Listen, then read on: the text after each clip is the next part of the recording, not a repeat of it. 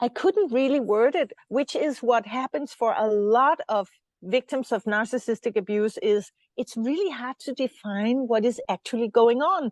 And that's why for people who have been who are victims of narcissistic abuse, it's super important to have someone on their side who knows what this is, who knows what we're talking about, and who understands the subtleties. And we'll talk more about that, the subtleties of gaslighting, manipulation, dog whistling, triangulation, all the weapons that the narcissist use to keep you in place and keep you small.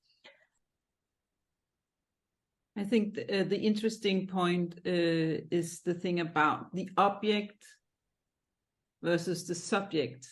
Like Yes.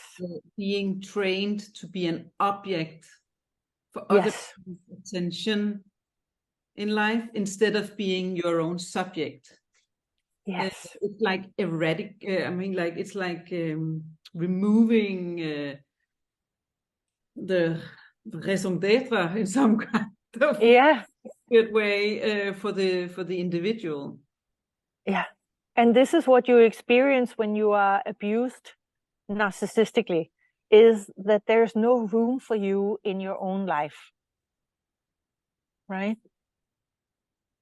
I grew up, and when I was 19, 20, 21, if I had to figure out whether I wanted something or I liked something or something was right or wrong, I would ask myself, seriously, I would ask myself, what would my father think?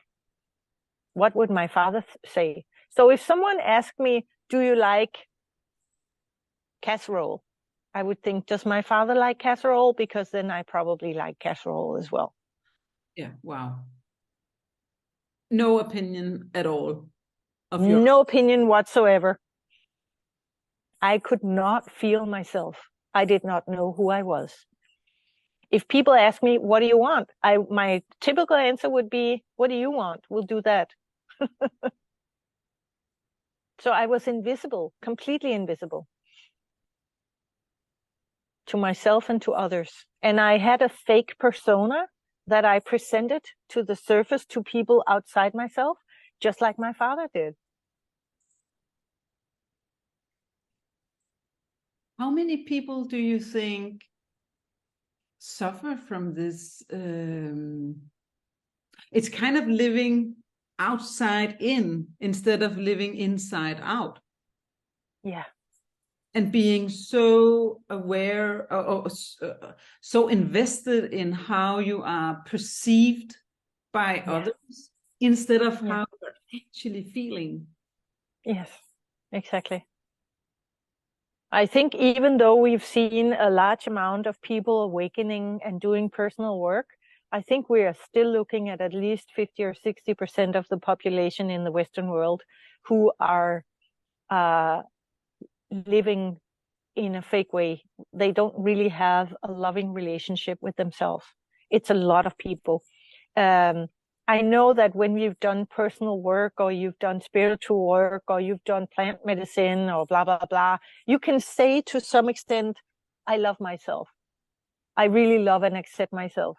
But if you still have an inner critic in you, if you still go, oh, that's so typical me, I can never do anything right, or, oh, I feel guilty about being like this or doing that, or that's not good enough, I should do better. You still haven't healed your relationship to yourself fully. And I think a lot of people struggle with that still, even though we've had, we speak openly about our emotions and we speak openly about who we are and what we do and how we live, and that's kind of my thing, that I want to shed light on that. I want to say, even though you've done all this personal work, you might miss that last really important piece for the puzzle to make sense.